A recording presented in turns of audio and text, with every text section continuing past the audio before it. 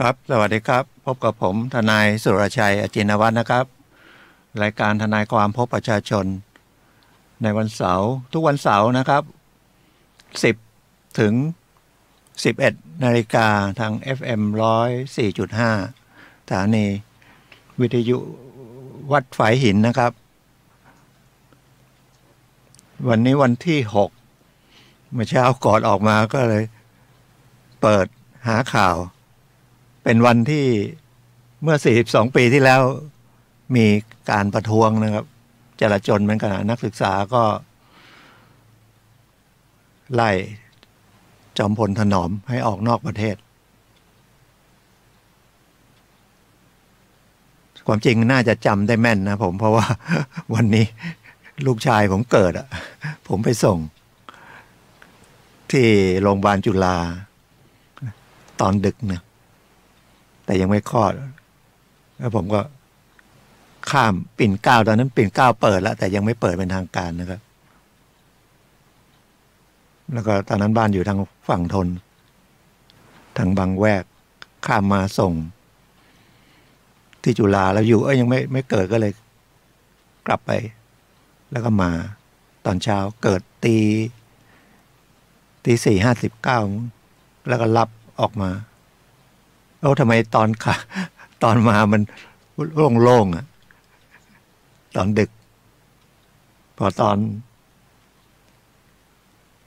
ใกล้สว่างนี่มันทำไมคนเต็มไปหมดเลยเพราะว่าตรงปิ่นเกล้าก็ติดกับสนามหลวงติดกับมหาวิทยาลัยธรรมศาสตร์ก็ประท้วงกันก็มีการตายตามข่าวตามที่เมื่อเช้าดูนะครับก็40 กว่ามีการจับประมาณ 3,000 กว่าคนแต่ตอนหลังก็เหลือไม่กี่คนนะครับมันก็เป็นปกติประเทศไทยมั้ง ก็มีเหตุการณ์แบบนี้ประจ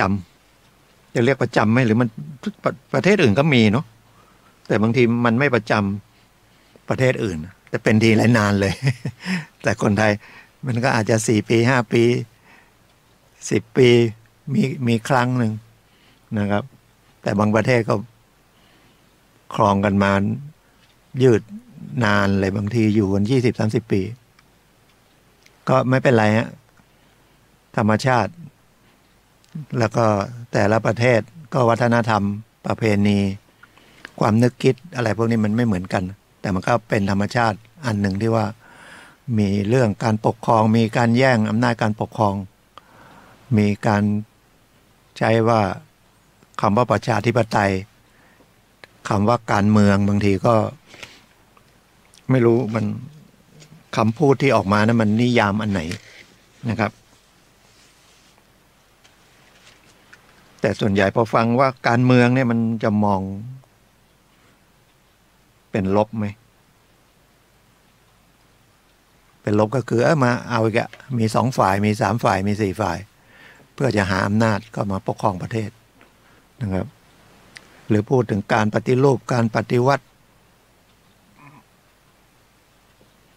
มันมีตั้งกับสลิดนะครับจอมพลถนอมอะไรพวกนี้มาตั้งทุกประเทศก็เหมือนกันนะครับเพราะว่าคนที่มีอำนาจแต่พอบริหารผิดก็คือกลายไปเห็นเงินเยอะก็โลภมากแต่ประชาชนก็อดทนอยู่แต่ถึงจุดหนึ่งก็เมื่อเกิดจังหวะที่มันจะนั่นมันก็ต้องมีผู้นำอาจจะเป็นนักเรียนนักศึกษาเหมือน14 ตุลา16เนาะแล้วมันก็มา6 ตุลา19แล้วมันก็มาอะไรปี35ตุลาปี35เปล่าก็ดูไปนะครับมันไม่ร้ายแรงแค่ไหนนะครับ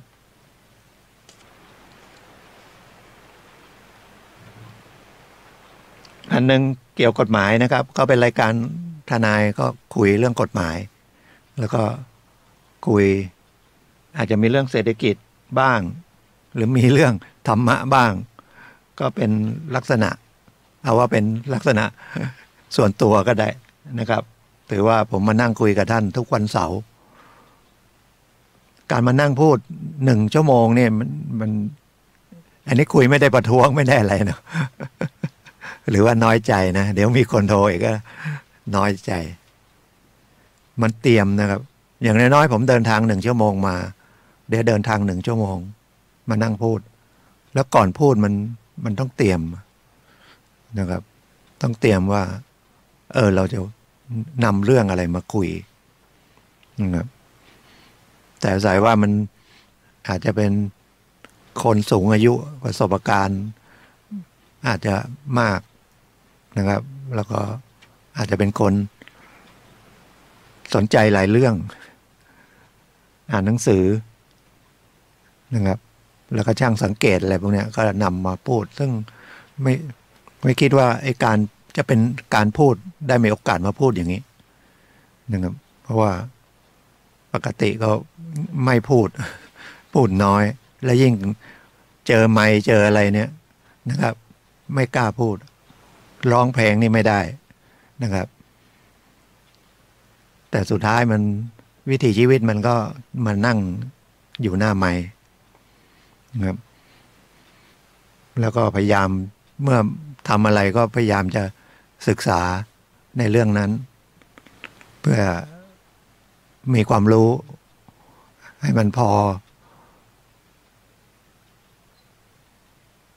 เหมาะสมกันแล้วกันนะครับอย่างคุยกันนะครับ รายการกฎหมายอยู่นะครับทุกวันเสาร์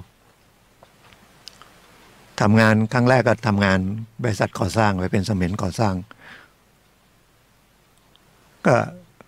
ศึกษาเรื่องก่อสร้างก็ได้เรื่องวิชาก่อสร้างมานะมันถามเขามั่งอะไรมั่งแล้วก็ไปเรียนดูแบบไม่เป็นเขาสอนมั่งยังไม่ถนัดก็ไปหัดอ่านแบบเรียนที่อุเทรนถวายก็เปิดเรียนเดือน2 เดือนอย่างเงี้ยนะครับก็เป็นวิชาความรู้ไว้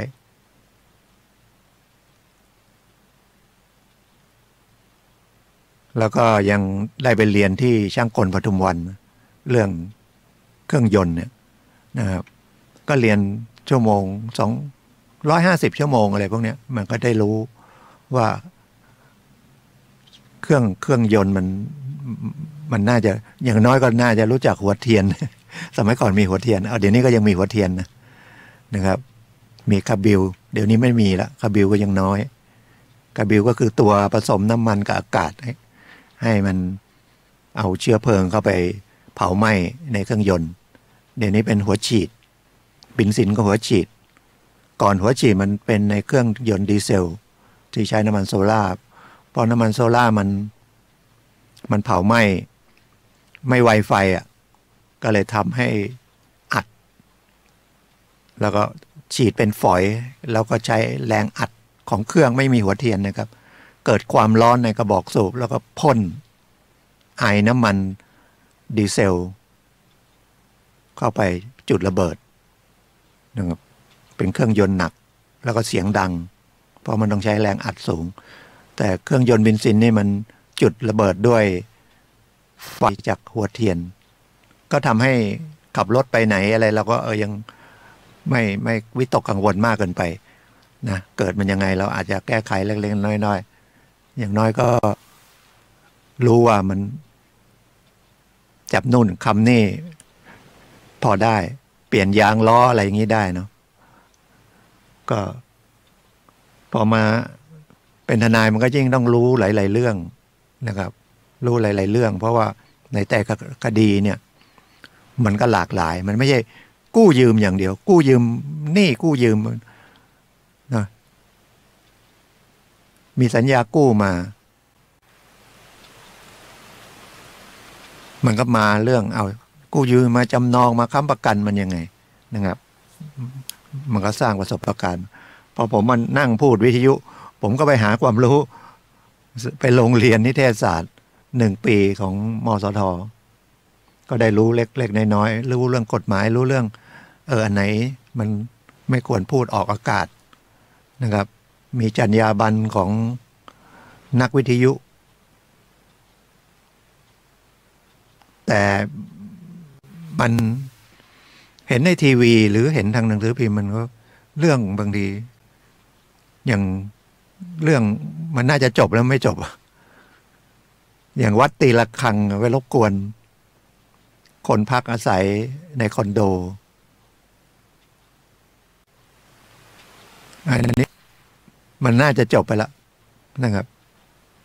เพราะจริงๆมันก็เลิกลาไปแล้วเดี๋ยววัดก็ไม่ได้ตีแล้วเพราะว่าเขาบอกเขาตีก็ช่วงเข้าพรรษาเดี๋ยวออกพรรษาวันที่24แล้วนะครับแต่พูดให้มองเห็นว่าเอ๊ะสังคมไทยไม่รู้ความคิดผมเนาะเป็นยังไงว่างมากก็เปล่า แล้วยิ่งมันมีเรื่องมือถือเรื่องอะไรที่มันออกไปง่ายๆมันไปเรื่อยเลยนะครับระวังนะครับไปลงทางมือถือโพสต์ต่อมันอาจจะเข้าความผิดเกี่ยวกับพรบคอมพิวเตอร์ที่มีโทษปรับสูงและมีโทษจำคุกด้วยนะครับหรือการซื้อขายสินค้าทางออนไลน์ก็ระมัดระวังนะครับก็เป็นก่อนต้องจ่ายเงินก่อนของมาถ้าจ่ายเงินก่อนของมาก็โดนหลอกเมื่อเร็วๆนี้คนก็โทรมาถามนะครับมันมีไฟเป็นวัยรุ่นนะไฟเชียร์นักร้องอะไรพวกเนี้ยแท่งไฟมั้งไม่รู้มันราคาเท่าไหร่อ่ะแต่นี่เขาบอกว่าเดี๋ยวไปเอาที่เกาหลี ในประเทศไทยมัน3,000มั้งผมมันทำไมแพงงั้นนะรู้ซื้อมาทำอะไรอ่ะความสุขเนาะไปดูคอนเสิร์ตก็เสียตังค์เยอะละเอาไฟไปเชียร์กันเขาบอกมีเขาก็ลงโฆษณาขายทางอินเทอร์เน็ตอะว่ามีเดี๋ยวไปซื้อมาไม่ต้องเสียภาษี1,000เหลือครึ่งเดียวประมาณ1,500ผมก็ยังว่าแพงเนาะคนก็เนี่ยความโลภอยากได้ของถูกธรรมชาติมนุษย์เลยนะได้ของถูกได้ของแถมก็เงินเราทั้งนั้นนะทำไมไม่ซื้อสินค้าเฉพาะตัวมันเลยแล้วทำไมเราต้องเอาของแถมพอเราต่อรองเขาก็ไม่ขายนะเขาจะขายราคานั้นนะซึ่งแทนที่เขาจะขายชิ้นเดียวก็ขายทั้งหลายชิ้นนะหรือว่าต้องขายทีเป็นยกเซตยกชุดเลย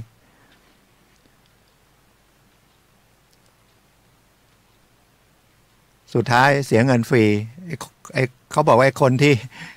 ไปซื้อเข้ามาโดนจับแล้วก็เสียหายไปคนละ1,000 กว่าบาทนะครับแต่มันหลายคนมันก็เยอะหรืออย่างคดีอะไรเนี่ยเล่นแชร์ห้ามนะครับอย่าไปเชื่อไม่รู้จักอ่ะแม้แต่เล่นกันเองก็อย่าเลยนะยกเว้นเอาแล้วแต่ถ้ามีเพื่อนมีฝูงในที่ทำงานสัก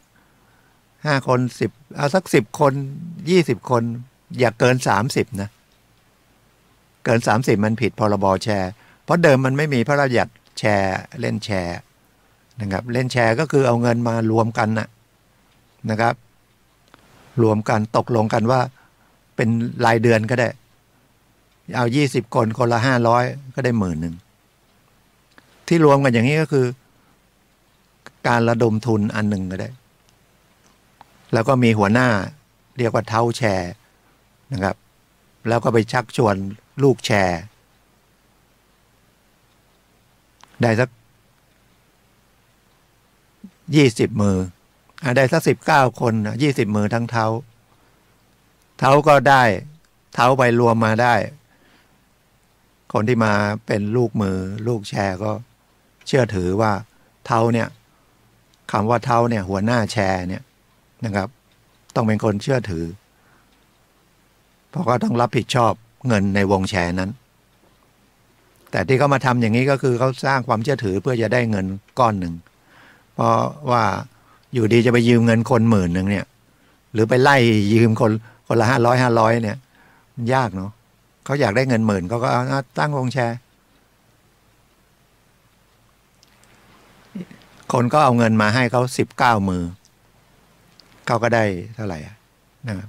ถ้า20 มือมัน10,000นะมันก็ขาดไปนี่500ตัวเองได้ไปแล้วเขาก็ไม่ต้องเสียดอกเสียอะไรด้วยพอเดือนต่อไปทุกคนก็มาลงอีก500รวมทั้งเท้าเจ้ามือแต่พอลงครั้งที่2เนี่ยใครอยากได้แข่งขันกันโดยให้ผลตอบแทนจะเรียกว่าดอกเบี้ยก็ได้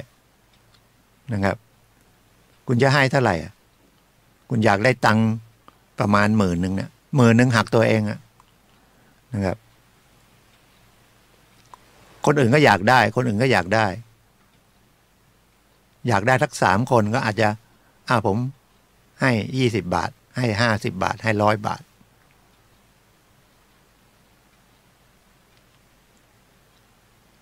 มือ500เนี่ยให้100ก็มีนะถ้าอย่างเงี้ยอันตรายแล้วเสี่ยงจริงๆถ้า500มันก็ต้อง10%มันก็ต้อง50 บาทเนาะก็สูงเนาะ50 บาทสมมติว่าให้20 30 50 บาทก็คนให้50 บาทก็ได้ไปได้เงินมา10,000หักไป500เพราะมัน19นะเพราะตัวเองด้วย20 มือทั้งตัวเองพอเดือนที่2คนที่ให้เอามือ1ไปเนี่ย500กับเขาต้อง500กับ50 บาทละไอ้กองแชร์ก็เพิ่มมา50 บาทคนที่2ให้เท่าไหร่ก็เพิ่มไปเลยถ้าคนมีเงินไปอยู่คนสุดท้ายเรียกว่าบ๊วยคนสุดท้ายเลยก็จะได้ตั้งแต่คนที่1 50 บาทคนที่2 40 บาท20 บาท30 บาทหลังๆมันอาจจะเป็น80 บาทอะไรเพราะว่าระยะคนแรกมันก็ต้องส่งประมาณ18-19 มือนะครับคนที่2มันก็18-17 มือแต่ถ้าเหลือ4-5 คนมันก็ส่ง4-5 มือคนสุดท้ายนี่ได้ทั้งก้อนไปหมดนะครับถ้ามันดีเชื่อถือกันก็อย่างเงี้ยหลังๆไม่อย่างนั้นซึ่งแชร์นี่ก็คนจีนนะครับเอามาก็ลงทุนค้าขายจะไปยืมเงินธนาคารอะไรก็ไม่ได้ไม่มีความเชื่อถือแต่ว่าเขาช่วยกันไปหาเพื่อนๆบอกฉันจะเปิดร้านค้าเนี่ยอยากได้เงินสัก100,000เนี่ยนะครับไปหาเพื่อนสนิทสนมกันสัก20 คน30 คนเนี่ยนะครับก็อาจจะลงมือละ5,000อะไรเงี้ยนะได้มา100,000ก็ไปทำการค้าแล้วก็ส่งก็ไม่มีผลอะไรเพราะความเชื่อถือดีแต่หลังๆนี่มันโกงเพราะคนที่มาเอาเงินเนี่ยนะครับส่งไม่ได้ลูกแชร์ส่งไม่ได้คนที่รับผิดชอบคือเท้าแชร์กฎหมายเลยออกว่าห้ามเกิน30 มือหนึ่งไม่เกิน10,000วงหนึ่งไม่เกิน300,000ถ้าเกินจากนี้ผิดกฎหมายอาญาแต่ถ้าไม่เกินนี้ก็ว่ามันผิดอาญาแต่เรื่องทางแพ่งก็ว่ากันถึงไม่มีหลักฐานเป็นหนังสือก็ฟ้องวงแชร์ได้นะครับฟ้องเท้าแชร์ได้เท้าแชร์ก็ไปไล่เอาจากลูกแชร์ที่ไม่ส่งอันนี้ถ้าคนไม่เคยเล่นก็ฟังงงก็ฟังไว้แล้วกัน เล่นกันเองก็ได้อย่างที่ผมบอกหาสัก10 คนคนละ100นะครับก็ได้1,000แต่คนทำงานเนี่ยรู้นะครับแต่นี่โกงกันเชื่อถือยังไงไม่รู้เนาะเป็นเงินประมาณ20 ล้านเขาตั้งหลายวงเลยแล้วก็ตั้งทางไลน์เนี่ยทาง Facebook เนี่ยอย่าเชื่อนะไม่รู้จักใครเลยอยู่ไหนก็ไม่รู้เห็นแต่หน้าเห็นแต่ตาโลภไงเพราะว่าลง1,000เดือนหน้ามันใส่ดอกมา200อย่างเงี้ยโอ้1,000ได้200นะครับ10 มือก็ได้เท่าไหร่นะถ้ามันดอกสูงหรือผลตอบแทนสูงเนี่ยทุกกรณีนะครับมันก็ไม่หนี 1,000ส่งได้พอมันเป็น1,500อย่างเงี้ยใส่ดอกเรื่อง1,500อย่างเงี้ยหรือ1,200เนี่ยมันเพิ่มมาอีกแล้วเศรษฐกิจช่วงนี้มันไม่ค่อยไม่ดีเนาะเศรษฐกิจไม่ดีนะครับเห็นมีแต่ตลาดนัดอะที่เห็นมีคนแต่ร้านค้าทุกร้านค้าก็บ่นผมเห็นบางร้านเปิดได้สัก2-3 เดือนปิดเลยตรงดอนจันเนี่ยขาไปลำพูนอะก่อนปั๊มบางจากอะเปิดร้าน4-5 คูหาเป็นขายข้าวแกงขายข้าวขาหมูขายข้าวมันไก่ทำใหญ่กะให้คนว่าจอดรถกินแต่ผิดคาดผ่านไปก็มีรถจอดคัน2 คันมีคนกินไปนี่ปิดแล้วครับเปิดไม่ถึง3 เดือนก็หมดเงินไปเยอะเหมือนกันแชร์เหมือนกันนะครับหรือทุกอย่างที่มันได้ผลประโยชน์ผิดปกติเนี่ยมาชวนเล่นทองหุ้นทองหุ้นน้ำมันหุ้นขายอะไรก็แล้วแต่อย่าเลยนะครับโดยเฉพาะผู้ที่เกษียณมาใหม่ๆเนี่ยเงินเยอะแต่ผลตอบแทนมันน้อยถ้าไปฝากธนาคารก็ฝากประจำก็ได้ประมาณ1-2 บาทหักภาษีแล้วเนาะไว้สหกรณ์ก็ได้สัก4-5 บาท6 บาทแต่ไว้สหกรณ์อย่าไปเห็นว่าที่นั่นสหกรณ์นั้นได้10ถ้าได้10เนี่ยเตรียมเถอะนะครับเขาจะไปหากำไรอะไรได้มาถึง10มาปันผลหุ้นได้5-6 บาทนี่ก็เสี่ยงแล้ว5-6 บาทนี่ไม่ได้ต่อเดือนนะครับต่อปีนะครับก็เดือนหนึ่งประมาณ50 ตังค์แค่นั้นนะแต่เราก็อยากได้เยอะๆเนาะใครก็อยากได้เยอะๆแต่เรามองหน้าเดียวก็เปล่าเหมือนขับรถอะเร็วอย่างเดียวคิดว่าจะเบรกทันมันเบรกไม่ทันชนหรืออุบัติเหตุเองทำอะไรก็ต้องมียับยั้งชั่งใจนะครับว่ามันเขาจะไปทำอะไรถามเขาจะไปทำธุรกิจอะไรเอาเงินระดมทุนจากเราเนี่ยไปทำธุรกิจอะไรตอนนี้รัฐบาลก็ระดมทุนนะดอกเบี้ยประมาณ3-4 บาทเป็นกองทุนใหญ่เลยเพื่อไปพัฒนาเรื่องการคมนาคมไปทำรถไฟฟ้าตั้งกองทุนนี่ประมาณ100,000,000,000นะเป็น100,000,000,000นะแต่เขาบอกว่าน่าจะได้ผลตอบแทนประมาณ3-5 บาทหรือไงระมัดระวังนะครับแล้วก็เปิดขายไม่กี่วันนะเริ่มวันที่8มั้งวันจันทร์ใช่ไหม6-7-8วันจันทร์ถึงไม่กี่วันถึงว่าที่อาทิตย์เดียวมั้งซื้อที่กรุงไทยเนาะหุ้นละ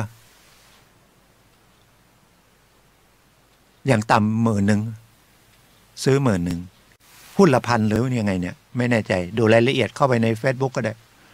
นะครับแต่บางคนก็อันเนี้ยได้ดอกเบี้ยเยอะแล้วเป็นของรัฐบาลแล้วก็มันเป็นกองทุนรวมอันหนึ่ง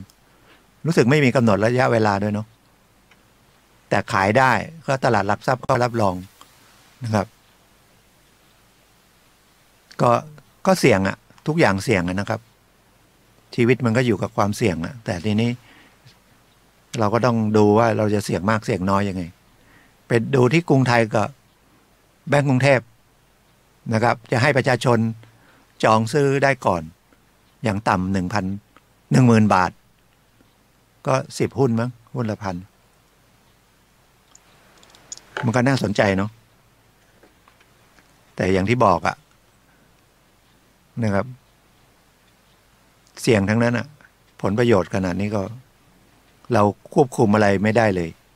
นะครับแต่ถ้ามันมีเงินบางส่วนว่าถ้ามันเสียส่วนนี้ไปแล้ว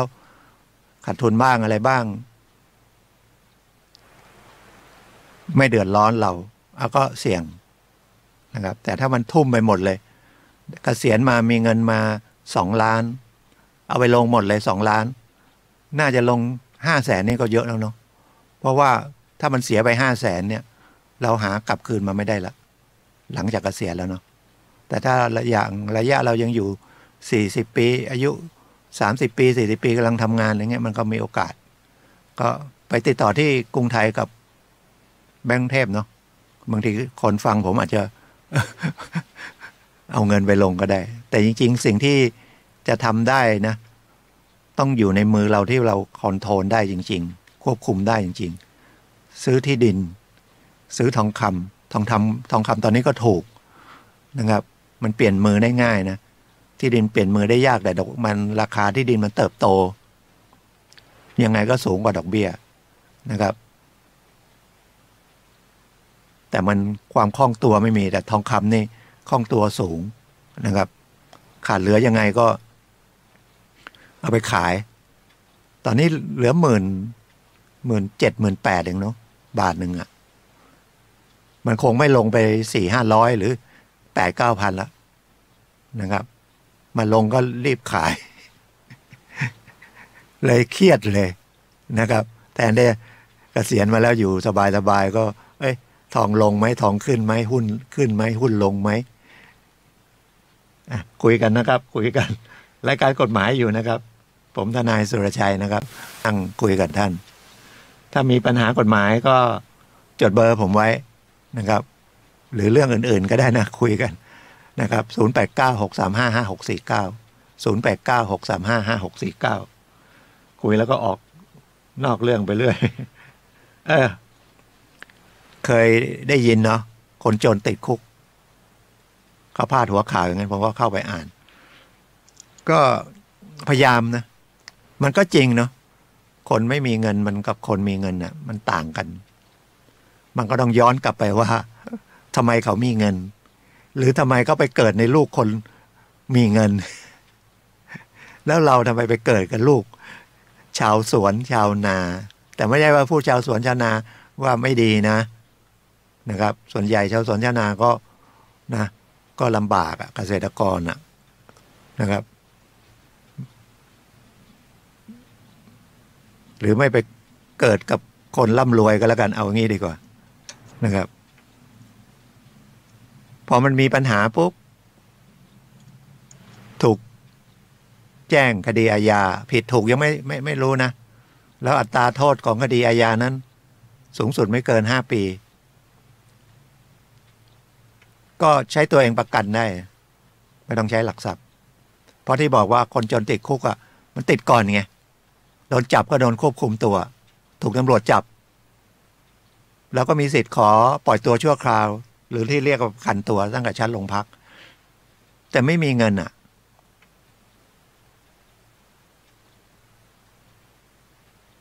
วันนั้นผมถามว่าคดีลักทรัพย์ถามพวกในหน้าที่อาชีพนะครับประกันผู้ต้องหาผมถามว่าคดีลักทรัพย์โดยใช้ยานพาหนะโทษประมาณ7 ปีเนี่ยศาลจะเรียกประกันเท่าไหร่150,000นายประกันเขาชำนาญเขารู้เขามีเชี่ยวชาญนะครับอาชีพเขาอยู่กับเรื่องเนี้ยถ้าจะประกันต้องใช้เงินสด150,000หรือถ้าเงินสด150,000ที่ดินมันก็ต้องเป็น300,000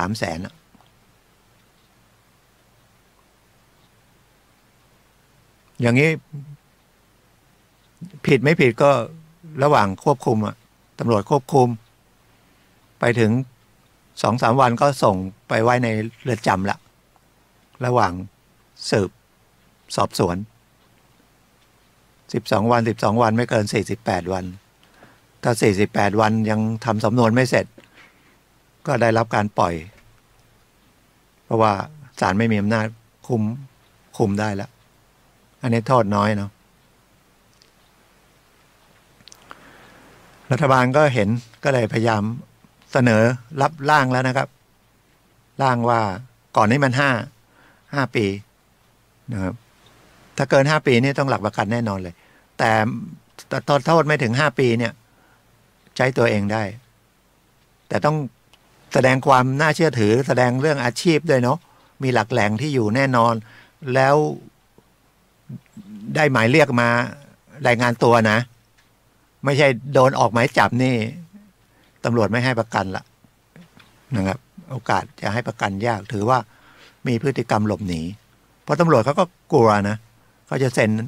ให้คุณออกไปโดยไม่มีหลักประกันเนี่ยนะครับ เกิดคุณหนีเนี่ยตำรวจก็หมดอาชีพเลย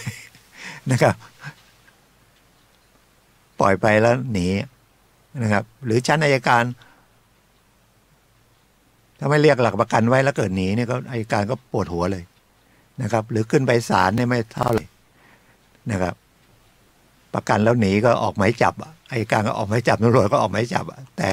เรื่องหน้าที่การงานมันก็ต้องโดนสอบเรื่องพิจารณายังไงเดี๋ยวนี้จะขยายเป็น10 ปีโทษก็ขยายขึ้นแต่พฤติกรรมจะต้องเมื่อถูกแจ้งข้อหาโดยศาลมีตำรวจมีหมายเรียกไปต้องไปนะครับถ้าไม่ไปก็ต้องแจ้งขอเลื่อนนัดว่ามันติดธุระอะไรเหตุจำเป็นไม่ใช่เงียบหายไปเฉยๆหรือส่งเนี่ยไม่มีเงินถ้าคนไม่มีเงินแล้วก็ไม่ได้มีความรู้อีกนะเพราะโอกาสการศึกษาก็น้อยคนไม่มีเงิน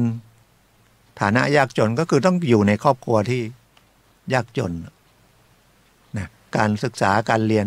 ก็ไม่มีโอกาสละนะครับเพราะมันก็ต้องไปทำมาหากินอะไรอย่างเงี้ยที่จะสนการเรียนเนี่ยการศึกษาก็น้อยไม่รู้จักใครอีก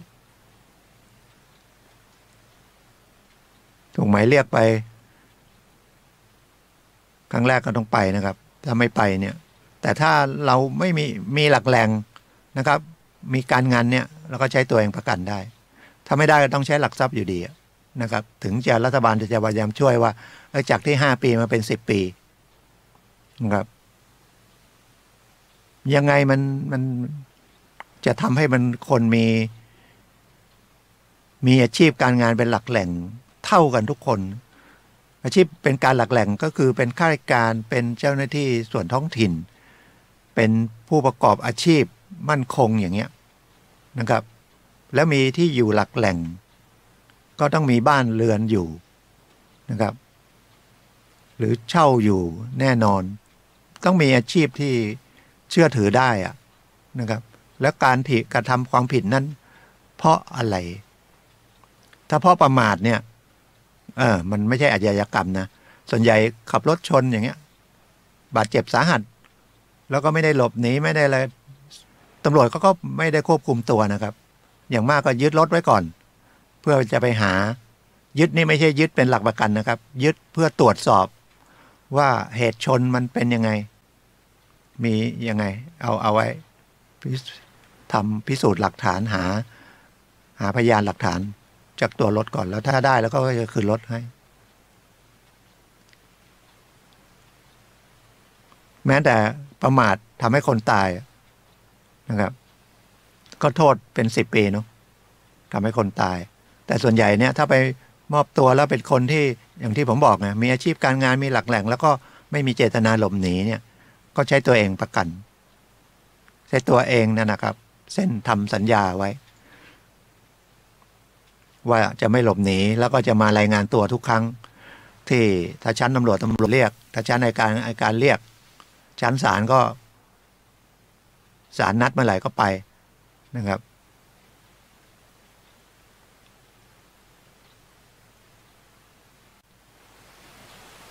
ถ้าพูดเรื่องนี้คนที่จะเข้าใจดีก็คือคนต้องเคยมีประสบการณ์นะครับแต่ถ้าไม่เคยเลยนั่งฟังเฉยๆก็จะเข้าใจยากนะหรือบางทีก็อาจจะไปเคยเป็นนายประกันเขาก็ได้ไปเป็นนายประกันเขาก็ระวังนะครับเอาหลักทรัพย์เอาเงินไปแต่ถ้ามันเป็นลูกเราไปขับรถชนนะครับแล้วก็เข้าใจผิดหลบหนีอย่างเงี้ยแทนที่จะอยู่ช่วยเหลือนะครับแล้วตำรวจมาตามออกหมายเรียกก็ไม่ไปแล้วไปเจอที่ไหนไม่รู้จับไปอย่างเงี้ยอันเนี้ยต้องประกันจะชั้นตำรวจชั้นอัยการชั้นศาลเพราะมีพฤติกรรมเคยหลบหนี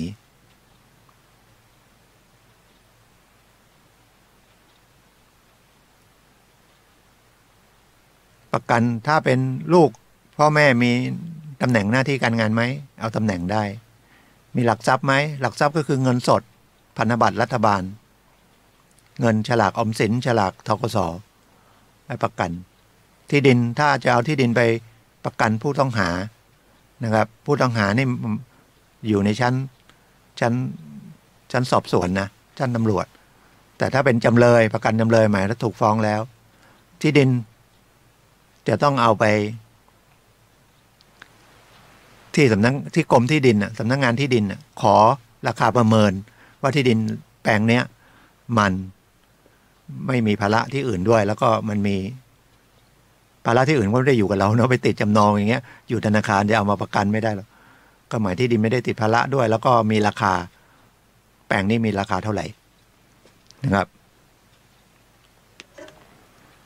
ก็ไปยื่นแล้วก็ต้องให้คู่สมรสยินยอมด้วยนะแล้วไม่มีการมอบอำนาจนะครับเจ้าของที่ดินต้องไปที่ศาลเองไปยื่นหลักทรัพย์ไปเขียนคำร้องไม่ยากครับเพราะว่ามีเจ้าหน้าที่ไปที่ประชาสัมพันธ์จะประกันบอกมาประกันผู้ต้องหาเอาเลขคดีไปแล้วเกี่ยวข้องกันยังไงมันต้องเกี่ยวข้องกันนะไม่นั้นเขาจะบอกว่าเราเป็นนายหน้าเป็นอาชีพก็เป็นลูกเป็นหลานเป็นอะไรกันแต่ถ้าเป็นนายหน้านั่นอีกเรื่องหนึ่งแล้วประกันถ้าหลบหนีไปเขาก็ริบที่ดินเราขายท่าตลาดเอาเงินตามทุนประกันนะครับถ้าผิดโทษสูงมากๆมันก็ต้องใช้หลักประกันเยอะนะครับผมก็ลองถามในหน้าประกันว่าเคยถามนะคดียาบ้าเยอะๆในประกันมันไม่เอาไม่กล้าประกันหรอกนะครับถึงจะได้ประกันแล้วโดยมากศาลก็จะไม่ให้เป็นล้านๆนะแล้วก็หนีไปในประกันก็เสียหายเขาก็จะประกันระดับแสนหมื่นอย่างเงี้ยนะครับแม้แต่เงินสดเงินฝากธนาคารนะไม่ใช่เงินสดนะเงินฝากธนาคารก็ต้องไปให้ธนาคารรับรองว่าเงินฝากมันมีอยู่นะครับแล้วจะไม่ให้ถอนจนกว่านะครับการประกันสิ้นสุดต้องทำหนังสือมาอย่างนี้นะครับแล้วศาลจะเอาหนังสือกับสมุดเงินฝากไว้แล้วก็เขาประกัน100,000เรามีเงินมากกว่า100,000ไม่ใช่ก็เอาเล่มที่มันหลายๆแสนไปไม่ต้องนะครับ100,000ไปถามก่อนเลยนะครับว่าหลักประกันเท่าไหร่100,000ก็เปิดบัญชีเงินฝาก100,000แล้วให้ธนาคารทำหนังสือรับรองแล้วก็มายื่นศาลก็พิจารณานะครับถ้า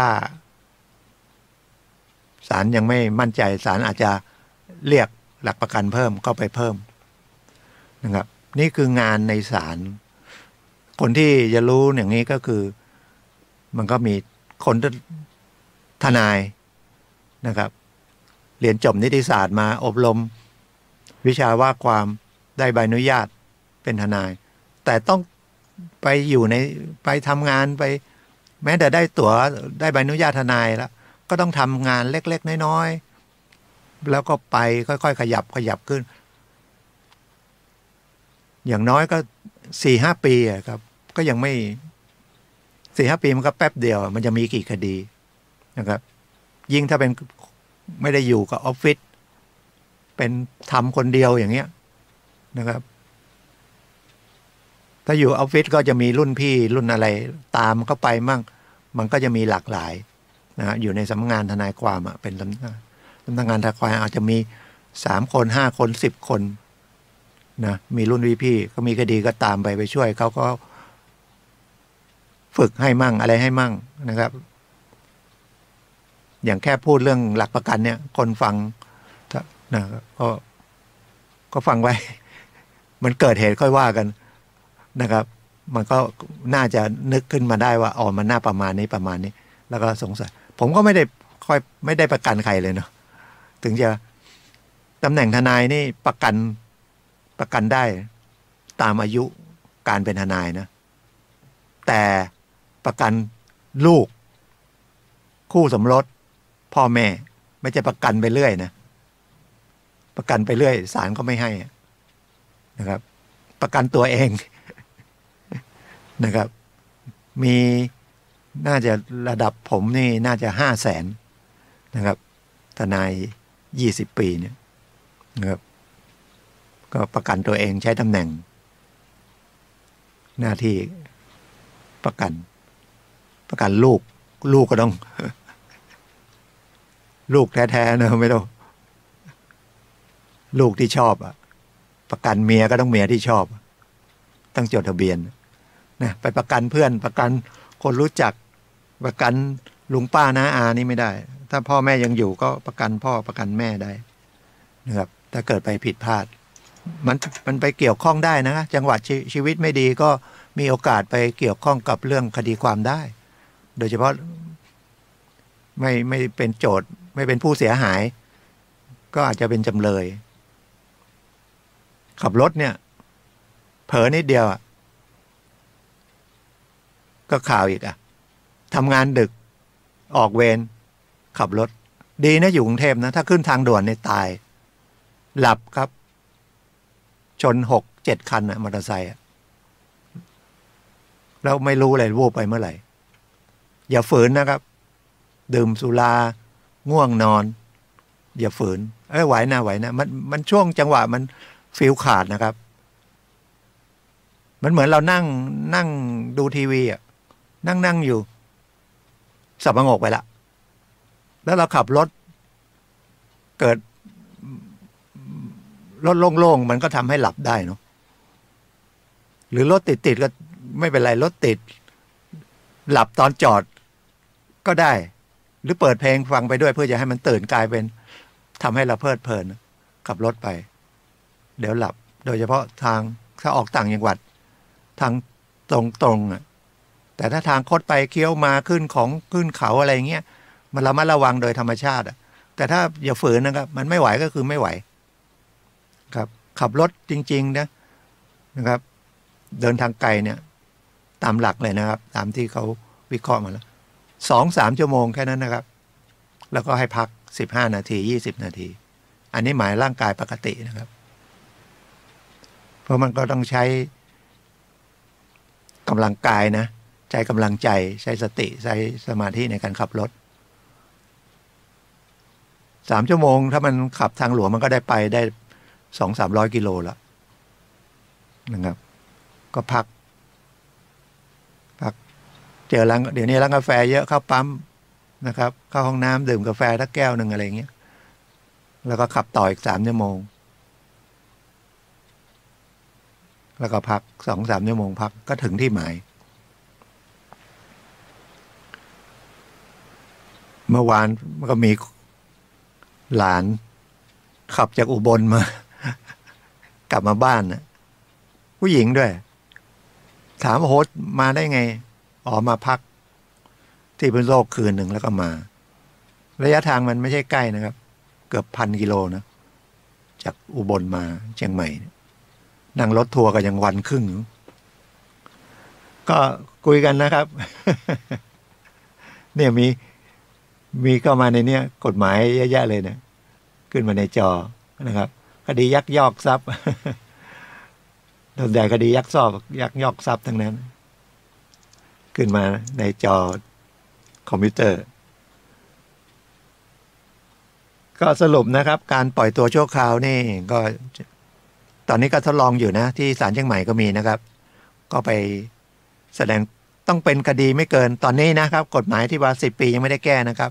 โทษไม่เกิน5 ปีไม่เคยกระทำผิดมาก่อนนะครับมีหลักแหล่งมีอาชีพแน่นอนก็มีคณะกรรมการก็มีเจ้าหน้าที่ 2-3 คนมีเจ้าหน้าที่ทั้งศาลนะครับมาสอบถามพอแน่ใจก็จะเสนอให้ปล่อยตัวชั่วคราวศาลก็จะสั่งนะครับบางคนไม่เข้าใจก็พอถูกจับถูกอะไรก็จะมีนายหน้าเข้ามาแล้วก็เราก็สงสารลูกสงสารคนจับอย่างประกันเรื่องเมื่อกี้ผมเล่าเนี่ยถ้า150,000เนี่ยคุณต้องเสียหลายหมื่นเนาะเสียให้นายหน้านายประกันดีกว่ามันจะเรียกนายหน้าพูดผิดนายประกันอย่างน้อย115 100,000ก็15,000อีก50,000ก็7,000ก็เสีย20,000-30,000ละพยายามอย่าให้มันมีเรื่องเนาะมีสติดีๆแล้วกันนะครับตอนนี้กู้เงินซื้อบ้านก็ทางเศรษฐกิจนะครับก็ขายบ้านขายช่องตอนนั้นเงินเยอะยังไงไม่รู้นะครับ ก่อสร้างกันก็กู้เงินบ้านเดี๋ยวนี้กู้แทนที่จะต้องมีเงินดาวก็แทบจะไม่มีเงินดาวกู้เกินอีกให้กู้มาแล้วก็ยังให้กู้ซื้อเฟอร์นิเจอร์อีกเอาหลักทรัพย์บ้านก็ขายดีแต่เดี๋ยวนี้มันไม่ใช่บ้านหลังแรกเนาะกลายมีบ้านหลังสองเหมือนก็ซื้อไว้เก่งกำไรอีกแล้วราคาสูงนะบ้านถ้า10 ล้านขึ้นไปนะครับอย่างน้อยต้องมี200,000นะก่อนนี้ไม่ได้ระบุนะก็แล้วแต่พิจารณาเพราะว่าตลาดเดี๋ยวมันจะเกิดวิกฤตทางเศรษฐกิจที่เกี่ยวกับที่อยู่อาศัยอีกนะครับใครก็อยากมีบ้านเนาะเพราะว่าแต่ว่าคนที่ลงทุนก็กู้ธนาคารละเอาที่ดินไปกู้ปลูกบ้านก็เสี่ยงอันหนึ่งละธนาคารว่ามันจะขายได้ไหมพอขายแล้วทำเสร็จแล้วขายไปธนาคารก็ต้องให้สินเชื่อคนซื้ออีกแล้วก็มีช่วงหนึ่งที่ผ่านมาหลายปีเหมือนกันนะครับให้กู้เกินวงเงินนะครับแทบจะไม่เหมือนกับรถยนต์เดี๋ยวนี้เลยนะครับระมัดระวังนะครับอยากได้รถยนต์เนี่ยดาว50,000เนี่ยสมัยก่อนมันไม่มีนะสมัยรุ่นผมจะเอารถยนต์คันไม่ใช่ดาว50,000นะครับดาวครึ่งคันนะไม่มีด้วยมั้งไม่มีผ่อนรถยนต์มันเพิ่งมาไม่นานนี้เองเช่าซื้อยังไงก็ต้องมี 20-30% อยู่แล้วเดี๋ยวนี้ไปซื้อรถยนต์50,000แล้วมานั่งผ่อนโอ้ดอกเบี้ยเท่ากับราคารถเลยผ่อน7 ปี8 ปีสมัยก่อนผ่อนรถ5 ปีนี่ก็โอ้โหนานเต็มที่แล้วนะครับบ้านเหมือนกันนะครับส่งเดี๋ยวนี้ก็30 ปีคิดดีๆนะครับดอกเบี้ยมันก็เท่าตัวแต่บ้านยังดีกับรถนะครับซื้อรถวันนี้ก็ราคาหายไปพรุ่งนี้ก็หายไปแล้วนะครับแต่ที่ดินมันคุ้มราคาอยู่เพราะว่าอัตราเติบโตของราคาที่ดินเนี่ยสูงกว่าดอกเบี้ยแน่นอนดอกเบี้ยเงินกู้บ้านก็ถือว่าไม่ใช่เป็นดอกเบี้ยผู้บริโภคนะครับก็ดอกเบี้ยถูก3 บาท4 บาท5 บาท7 บาทแต่เป็นไม่ใช่เป็นการค้าก็ดอกเบี้ยแพงแต่ก็แล้วแต่อีกพ่อค้าจะกู้ได้เยอะเลยพ่อค้ารายใหญ่ๆกู้ที5,000 ล้าน10,000 ล้านอย่างเงี้ยพวกนักธุรกิจทั้งหลายเขาก็ต่อรองเรื่องดอกเบี้ยได้แต่เราคนทั่วๆไปบ้านแนะนำถ้าเริ่มทำงานก็ออมเงินด้วยแล้วก็ไปออมในรูปบ้านก็ได้นะครับ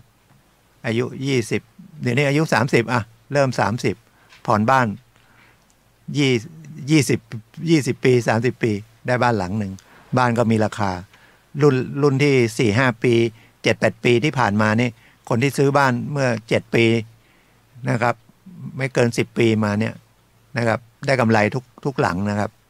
ถ้ายังส่งได้อยู่เพราะว่าบ้านหลังละล้านกลายเป็น3 ล้านนะครั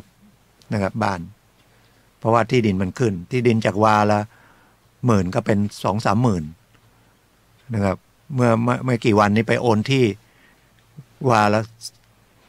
ซื้อขายกัน30 กว่าตารางวานะครับ14-15 ล้านนะครับแต่เขาถามทำไมซื้อบอกว่ายังไงที่ดินราคาขึ้นมากกว่าเงินแล้วเงินมันไม่ใช่ขึ้นเนาะเงินมันลดอีกแต่ก็อย่าไปสนใจเลยนะครับเดี๋ยวนะครับปวดหัว อันนี้ก็คุยกันเล่นๆนะครับคุยกันเป็นสาระมั่งไม่สาระมั่งนะครับก็แก้ไขก็ดีนะครับประกันตัวก็จะแก้ว่าคนจนติดคุกแต่จริงๆก็ต้องติดคุกเพราะว่าโดยมากก็ไปกระทำผิดนะครับแต่คนอยู่ในฐานะดีด้วยการศึกษาดีด้วยอย่างคดีบุกรุกป่าไม้นะครับที่สุราษฎร์หรือไงเนี่ยนะครับศาลอุทธรณ์ศาลชั้นต้นลงโทษนะครับเขาอุทธรณ์ศาลอุทธรณ์ลงมาว่าโจทย์บรรยายฟ้องไม่บรรยายฟ้องเฉพาะตัวกฎหมายไม่ได้บรรยายฟ้องความพฤติกรรมหรือข้อเท็จจริงว่าจำเลยก็ผิดยังไงยกเลยครับซึ่งมันไม่น่าเนาะมันน่าถ้าอย่างนี้มันน่าจะศาลไม่รับฟ้องแต่ศาลชั้นต้นละอันนี้ถ้าคุยนักกฎหมายคุยทนายเนี่ยจะรู้ ร่างกฎหมายไปได้ไงผ่านการสอบสวนของตำรวจไปอัยการเสนอฟ้องไปศาลชั้นต้น เขียนบรรยายแต่ข้อกฎหมาย ไม่ได้เขียนพฤติกรรมของจำเลยนะครับ แต่เนื้อละเอียดไม่ได้เห็นเนาะก็ฎีกาอยู่ฎีกาออกมาก็น่าศึกษาเนาะบรรยายข้อกฎหมายก็คือบรรยายแต่ตัวเอายกตัวบทกฎหมายมาเลย ว่าจำเลยได้กระทำผิดตามนี้นะแต่ไม่ได้บรรยายว่าทำผิดยังไงเข้าไปยังไงบุกลุกป่าเจตนามีพยานเอาแล้วตอนสืบพยานมันก็ไม่ได้สืบเข้าไปเลยแล้วศาลชั้นต้นก็ลงโทษมาอุทธรณ์แล้วก็ศาลอุทธรณ์ก็ยกอย่างนี้แต่รายละเอียดไม่เห็นนะอันนี้ดูจากข่าวนะครับก็ในฐานะนักกฎหมายมันก็มันแปลกๆนะครับก็ธรรมชาติมนุษย์นะครับมันก็จะเป็นอย่างเงี้ยนะครับจับยาบ้าอย่างเงี้ยนะครับ204 เม็ดรับจ้างขนนะครับทลายบ่อนในบ้านเรานี่นะครับในตัวเชียงใหม่นี่แล้วก็คนเกาหลีมาเที่ยวไปนั่งคาราโอเกะเสีย100,000 กว่าบาทคุยไปคุยมาก็คืนให้120,000เนาะก็ยอมกันมันก็มีเหตุอย่างนี้ได้ก็พบกันทุกวันเสาร์นะครับ10 ถึง 11 นาฬิกาโดยประมาณวันอาทิตย์พรุ่งนี้ก็ขอเรียนเชิญนะครับเรียนชินอาสาสมาธิที่สถาบันพลังจิตานุภาพสาขา24บ้านศรีสุกรีนะครับก็เรียนฟรีนะครับแต่งตัวสุภาพธรรมดาไม่ต้องแต่งชุดขาวนะครับ1 วันชินอาสาสมาธิก็ของพระอาจารย์หลวงพ่อวิริยังนะครับสถาบันพลังจิตานุภาพหลักสูตรชนะใจตนเองจริงๆคนนี่จิตใจสำคัญนะครับร่างกายเราเป็นหุ่นของจิตไปทางไหนในใจมันบอกให้ไปนะครับแต่ใจมันก็ยังมีตัวถ้าทางศาสนาคริสต์ก็บอกมีซาตานกับมีเทวดาเหรอนะครับเทวดาพาไปหรือว่าซาตานพาไปนะครับในใจมนุษย์ก็จะไปเทวดาพาไปหรือว่ากิเลสพาไปนะครับหรือปัญญาสติพาไปฝึกสตินะครับการไปเรียนสมาธิที่คุยกันสมาธิจากที่ผมได้ศึกษาแล้วเรื่องสมาธิแล้วก็เรียนนะครับหลักสูตรครูสมาธิของสถาบันพลังจิตานุภาพตั้งแต่ปี 2553 เนาะแล้วตอนนี้ก็มาเป็นคนช่วยงานอยู่ 7-8 ปีก็มันก็ต้องเลยเราก็ต้องศึกษาทิ้งไม่ได้นะครับมันเป็นเรื่องของสตินะครับแต่หลวงพ่อวิริยังซึ่งเป็นศิษย์หลวงปู่มั่นก็บอกว่าเป็นพลังจิตนะครับทำสมาธิเพื่อพลังจิตจริงๆฝึกสตินะครับก็ขอบคุณทุกท่านที่รับฟังนะครับเดี๋ยวรายการต่อไปนะครับของพลังชีวิตเหมือนกันของท่านอาจารย์สุนัยเดี๋ยวจะออกรายการยังมีเวลา 2-3 นาทีก็ขยับยังไง เดี๋ยวก่อนนะเปิดเพลงยังไงได้ไหมเมื่อกี้พระครูอยู่แล้วเปล่ากัมมุนาวะตัตตีดังนั้นก็ขอทุกท่านโชคดีนะครับพบกันผมใหม่วันเสาร์หน้าครับสวัสดีครับ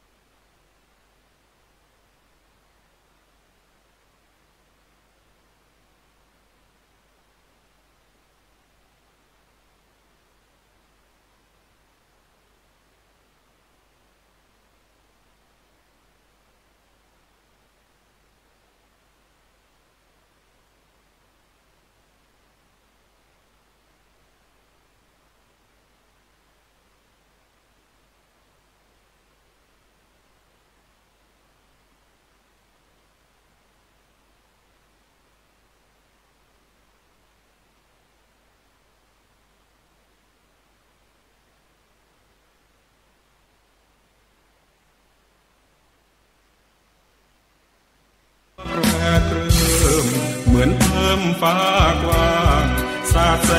งสว่างส่องทั่วพระสุธาภูเขาขวางกัน